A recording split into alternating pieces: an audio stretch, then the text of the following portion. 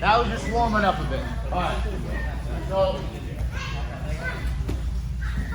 what I'm trying to do is give you guys kind of an understanding of bottom and the top. So when I am on the bottom playing open guard, I constantly want to give the top person some sort of a guard passing riddle to solve, a puzzle. And if you stay in that same puzzle, it'll be a lot easier to solve rather than switching to a different open guard, forcing the person that's passing to have to switch a different pass. So it's like, let's say, if I'm doing the key and he's doing the keyhole, he's constantly switching the keyhole where I have to properly find which key fits into that keyhole.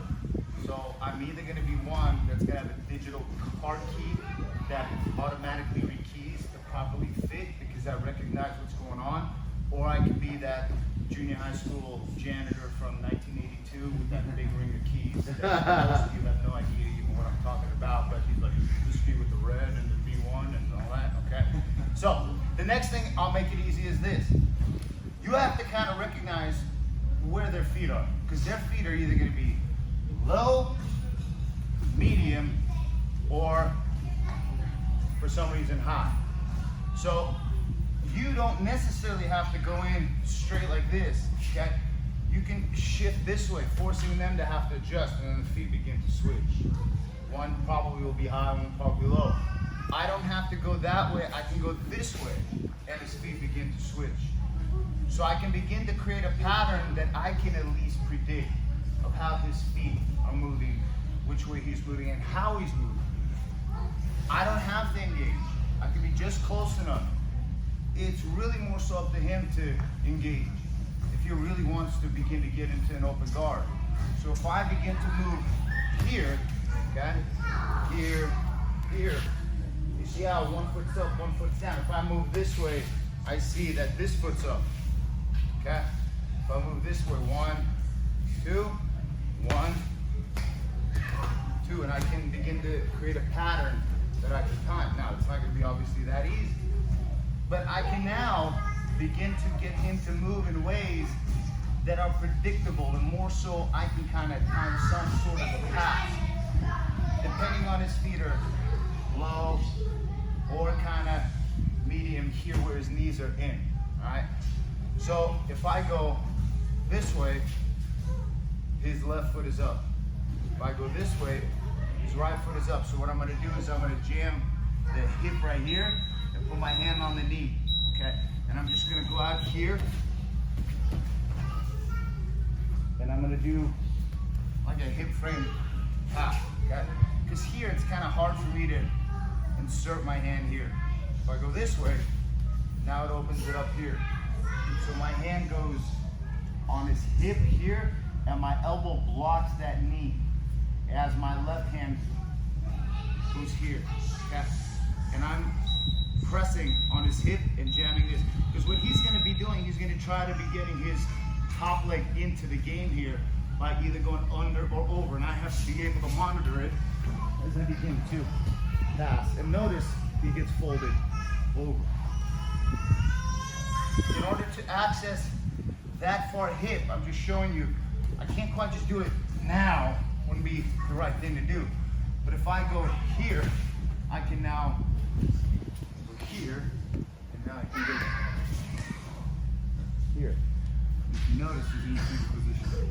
Because now I can control here, because now I can begin to go here, and go for a collar, go top, probably defend with his hand here, and I can get control of the figure 4 seatbelt. So what you're gonna do is this. Notice I'm not doing this. I'm like this because I need to be able to move that way, okay? So I go here, I move this way here, and I see that this foot moves down. Because I know another thing, that when I'm on the bottom, I have to, the person moves to my left, I have to put my left foot down. Because I'll show you something here. So do correctly. So bring your left foot down. Okay, so I go here. So he can reasonably keep up with me, right? I put the right foot down and move that way.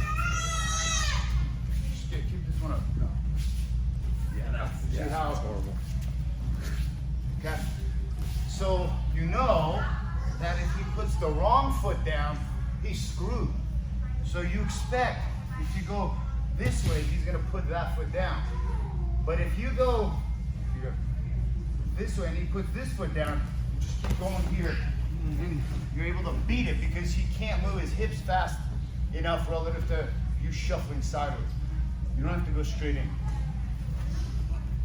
So what you're gonna do is, your hands are here.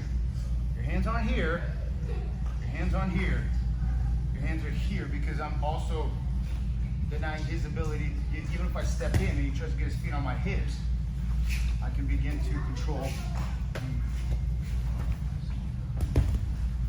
Oh, notice how I'll fold them like feet. All right, so, just to the hip frame pass. You're gonna go 1, hip, knee. He's gonna keep his knee up and he's gonna kind of be in a ball. My right elbow monitors that top leg as I go here. Okay? I'm gonna go here and then I'm gonna push it back over to my right so that I can kind of fold them as much as I can. If I just go straight down, it could potentially recover an open guard. Side control, hard to get, easy to lose. I want this hand on the right hip, on his left hip, meaning my right hand. Here. See, he almost didn't switch. I'm going here. Okay? Because from here, he doesn't have much to frame on. Even if he starts scooting his hips away, you're able to still pass effectively. That's a really simple pass. But you gotta set it up. If I just do this, I can't, it doesn't make sense. It's like, how would I do that? It's like saying, here. You know what I mean? So I'm going to, and I don't want to be like this. I want to be strong, like, like your hips underneath, so at any time my hips can get, see, I'm gonna step this way, hand, hip, and knee. And I'm gonna back up this way here, and now my left hand is gonna push. And I wanna get here. And then preferably, this hand is gonna slither towards the collar, here, here, here, and you get to the figure 4 C. But from there, we're just talking about effective passing. Hip, frame, pass. Does everybody understand? Everybody need to see it again? Go. 1, 2, 3. Go. Now I'm trying to make it all fun and entertaining.